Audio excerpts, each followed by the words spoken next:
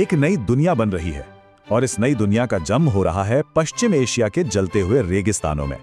फारस की खाड़ी के ऊपर आज कच्चे तेल और बारूद की जो गंध है वो एक बहुत ही कठोर सच बता रही है कि यहाँ की भू राजनीति सिर्फ यहीं तक सीमित नहीं रहती।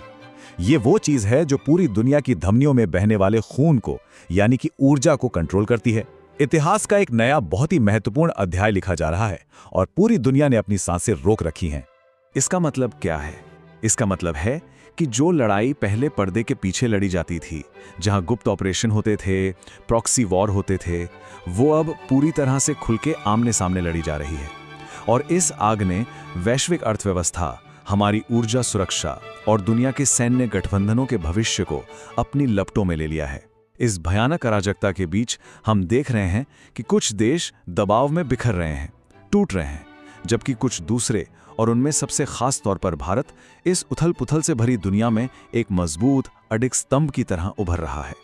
तो चलिए इस संकट के विशाल पैमाने को समझने के लिए सीधे इसके केंद्र में चलते हैं, इसका एपिसेंटर, फारस की खाड़ी, वो जगह जहां दुनिया की ऊर्जा की नब्ज धड़कती है। देखिए, साउथ पार्स सिर्फ एक गैस फील्ड नहीं है, ये ग्लोबल इकोनॉमी का पावर स्टेशन है। दशकों तक इसे एक ऐसी रेड लाइन माना जाता था जिसे पार करने का मतलब था एक बहुत ही विनाशकारी युद्ध को सीधा सीधा न्योता देना। लेकिन अब वो रेखा मिटा दी गई है। साउथ पार्स के ईरानी इंफ्रास्ट्रक्चर पर हुए हालिया इजरायली हमलों ने पूरी दुनिया को सन्न कर दिया है। ये हमला तेहरान की किसी मिसाइल या टैंक पर नहीं था, नहीं, ये उसकी आर्थिक जीवन रेखा पर, उसकी तिजोरी पर एक सर्जिकल स्ट्राइक था। ईरान के गैस प्रोसेसिंग प्लांट्स और उसके एक्सपोर्ट टर्मिनलों को निशाना बनाया गया।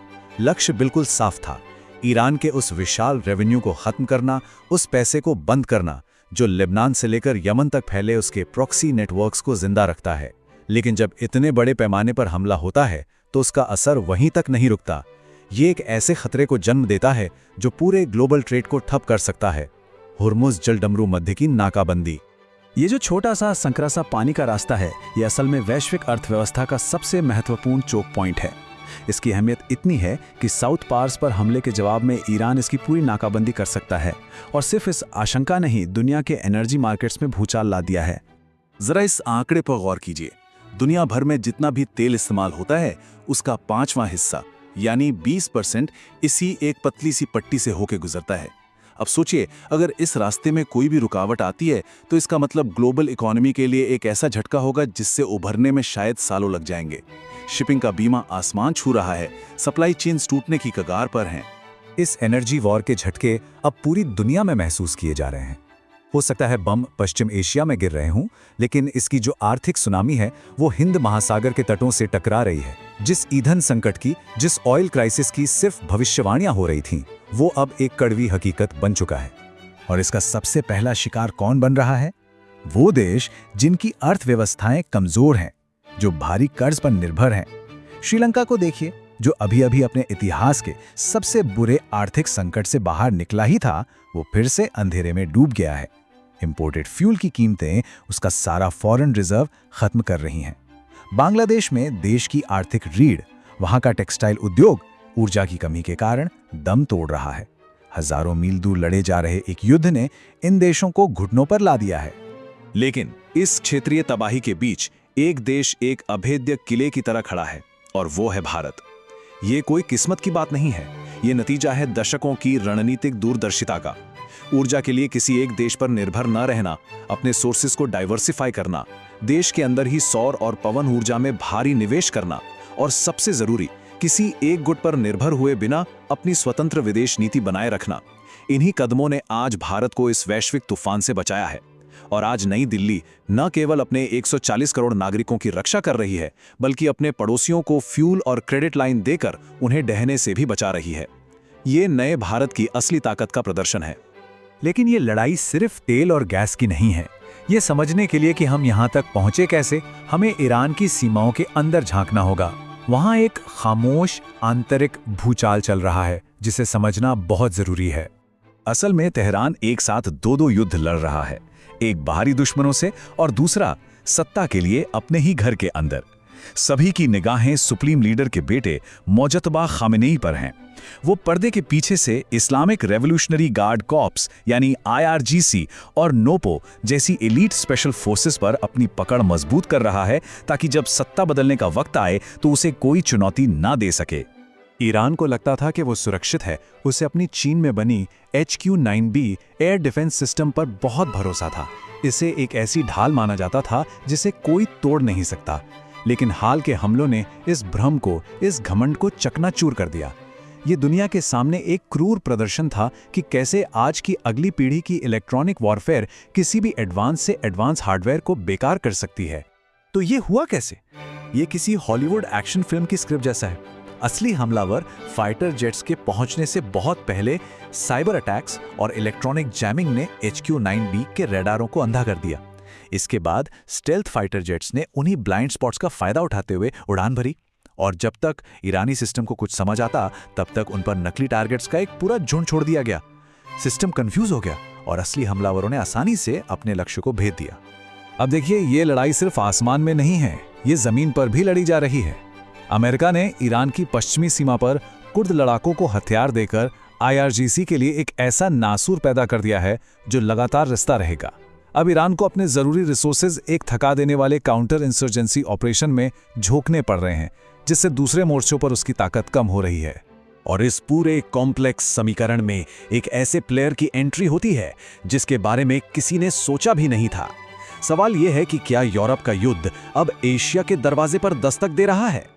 जो शाहद ड्रोन यूक्रेनी शहरों पर कहर बरपा रहे हैं, वो सीधे ईरान से आते हैं। तो अब कीव ने अपना गेम बदल दिया है। वो अब डिफेंसिव नहीं, ऑफेंसिव हो गया है। यूक्रेन के स्पेशल फोर्सेस अब मिडल ईस्ट में एक्टिव हैं। वो उन ड्रोन सप्लाई लाइंस को निशाना बना रहे हैं इससे पहले कि वो हथियार रूस तक पहुंच सकें। ये इस बात का सबसे बड़ा सबूत है कि आज के युद्ध कितने आपस में जुड़े हुए हैं। तो इस बदलते हुए ग्लोबल चेस बोर्ड पर, इस पूरी उथल पुथल के बीच इजराइल एक नई, बहुत ही महत्वाकांक्षी रणनीति पर काम कर रहा है। इसे कहा जा रहा है गठबंधनों का षटकोण या हेक्सागन ऑफ अलायंसेस। इजराइल को यह समझ आ गया है कि पुरानी दुनिया का जो सिक्योरिटी का ढांचा था, जो पुराने दोस्त और पुराने नियम थे, वो अब काम नहीं करेंगे। इसलिए अब वो अपने पारंपरिक सहयोगियों से आगे देख रहा है। ये रणनीति दुनिया के 6 उभरते हुए पावर सेंटर्स के साथ गहरे रणनीतिक, तकनीकी और खुफिया गठबंधन बनाने पर केंद्रित है। और इस पूरी रणनीति का जो केंद्र बिंदु है, इसका सबसे महत्वपूर्ण स्तंभ, वो है भारत। इजराइल ये बात बहुत अच्छी तरह से समझता है कि 21वीं सदी में उसकी सुरक्षा और उसकी समृद्धि पूरब की इस उभरती हुई महाशक्ति के साथ एक मजबूत, अटूट साझेदारी पर ही निर्भर करती है। उसे भारत की विशाल मैन्युफैक्चरिंग कैपेसिटी चाहिए, उसे भारत का असीमित बाजार चाहिए और ग्लोबल स्टेज पर भारत का बढ़ता हुआ कूटनीतिक प्रभाव चाहिए। और बदले में इजराइल अपनी सबसे एडवांस्ड मिलिट्री टेक्नोलॉजी तक भारत को ऐसी पहुंच दे रहा है जैसी पहले कभी नहीं दी गई। तो इजराइल अपनी रणनीति बना रहा है और भारत बहुत ध्यान से सुन रहा है। लेकिन भारत किसी और की बिसात पर सिर्फ एक मोहरा नहीं बन रहा, वो अपनी खुद की ग्रैंड स्ट्रैटेजी बना रहा है। पश्चिम एशिया के इन क्रूर सबकों को सीखते हुए भारत ने एक ऐसे मिशन को तेज कर दिया है जो एशिया में शक्ति के संतुलन को हमेशा हमेशा के लिए बदल कर रख देगा। नाम है मिशन सुदर्शन चक्र। भगवान कृष्ण के उस अजेय अस्त्र के नाम पर रखा गया है जो हमेशा अपने लक्ष्य को भेदता है।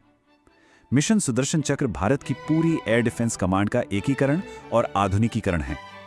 ये इजराइल के आयरन डोम और डेविड स्लिंग जैसे सिस्टम से सीखी गई टेक्नोलॉजी को भारत के अपने स्वदेशी डिफेंस प्लेटफॉर्म्स के साथ जोड़ता है। लेकिन एक बात बिल्कुल साफ होनी चाहिए, सुदर्शन चक्र सिर्फ एक इंडियन आयरन डोम नहीं है। नहीं, ये उससे कहीं कहीं ज्यादा बड़ा, ज्यादा कॉम्प्लेक्स और ज्यादा शक्तिशाली है। इसे ऐसे समझिए, अगर आयरन डोम एक शहर की सुरक्षा के लिए एक ढाल है, तो सुदर्शन चक्र पूरे महाद्वीप की सुरक्षा के लिए एक अभेद्य किला है। इसे हाइपरसोनिक मिसाइलों, स्टेल्थ ड्रोन्स और बैलिस्टिक मिसाइलों के एक साथ होने वाले हमलों से निपटने के लिए बनाया गया है। ये वो खतरा है जिसका सामना इजराइल को भी नहीं करना पड़ता। ये मिशन सिर्फ एक डिफेंस सिस्टम नहीं है, ये एक स्ट्रेटेजिक गेम चेंजर है। ये दुश्मन पड़ोसियों द्वारा न्यूक्लियर ब्लैकमेल की रणनीति को हमेशा के लिए बेअसर कर देता है। ये भारतीय सेना को ये जानकर अपनी ताकत का प्रदर्शन करने की आज़ादी देता है कि मातृभूमि, हमारा देश पूरी तरह से सुरक्षित है। ये आत्मनिर्भर भारत का सबसे शक्तिशाली, सबसे बुलंद प्रमाण है, जिसे दुनिया की सर्वश्रेष्ठ टेक्निक से बनाया गया है और भारतीय प्रभुत्व के लिए तैयार किया गया है। तो जैसे जैसे मध्य पूर्व की आग भड़क रही है और पुरानी महाशक्तियां लड़खड़ा रही हैं, एक नया सच उभर कर दुनिया के सामने आ रहा है। जबकि पश्चिम के देश दूर के युद्धों में उलझे हुए हैं और दूसरे क्षेत्र आर्थिक तनाव के कारण टूट रहे हैं, भारत मजबूत इरादों और स्पष्टता के साथ लगातार आगे बढ़ रहा है। दुनिया एक पुरानी व्यवस्था से एक नई व्यवस्था में बदल रही है और इस नई दुनिया के केंद्र में भारत अब सिर्फ एक भागीदार नहीं है, भारत भविष्य की भू राजनीति की पटकथा लिख रहा है।